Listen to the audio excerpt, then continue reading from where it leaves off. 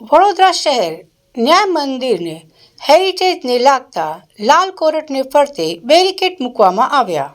વડોદરા શહેર ન્યાય મંદિર વિસ્તાર હેરિટેજને લાગતા ચારે બાજુ ગેરકાયદેસર લાલ કોટને ફરતે જે કાર અને મોટરસાયકલ પાર્ક કરવામાં આવે છે તે આજ રોજ વોર્ડ નંબર 13ના વોર્ડ ઓફિસર અને દબાણ શાખા સાથે રાખીને ત્યાં ઊભા રહેતા કાર અને ટુ વ્હીલર પર પ્રતિબંધ કરવામાં આવ્યું હતું. લાલ કોટને ફરતે બેરિકેડો મૂકવામાં આવ્યા હતા, જેથી કરીને હવે કોઈ પણ પ્રકારનું પાર્કિંગ લાલ કોટને ફરતે કરવામાં આવે નહીં. પરંતુ જોવાનું એ છે કે આ કામગીરી યથાવત ક્યાર સુધી રહે છે.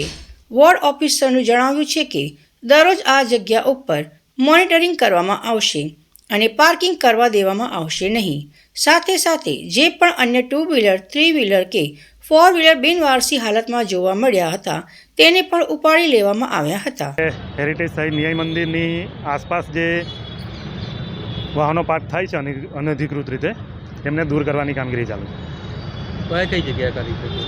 આપણે હમણાં તો ન્યાય મંદિરની આસપાસ ચાલુ કર્યું છે. કોઈને દંડ પણ કરવામાં આવે ના, અત્યાર સુધી તો કોઈને દંડ કરવામાં નથી. ક્યાર સુધી યથાવત રહેશે?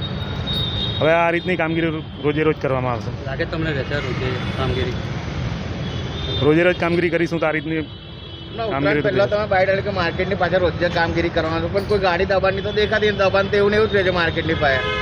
તમારી જ બાઇક છે, તમારો વોર્ડ છે, તમારો વિસ્તાર છે, તમે કહો છો કે અવારનવાર કામગીરી કરવામાં આવે છે. કામગીરી તો થતી નથી, ખાલી ચોપાના કાંઠિયા પ્રમાણે કામગીરી થાય. ના ના, કામગીરી તો કરવામાં આવે છે. ક્યાં આગળ થાય છે તમે મને બતાવો ને કે રોજ અંધેરા માર્કેટે કામગીરી કરવામાં આવે છે. કાલે થશે અહીંયા? હા, કાલે અહીંયા કરવામાં આવશે. અમે નિયમિત આ રીતની કામગીરી કરીએ છીએ અને કરવામાં આવે છે. નહીં, કામગીરી તો કરીએ છીએ. હજુ છે જ ને દબાણો થાય. કામગીરી તો કરીએ છીએ અને કરશું. આજે થવાની કે અહીંયા? ના, આજે તો અમે બીજી જગ્યાની કામગીરી લીધી છે.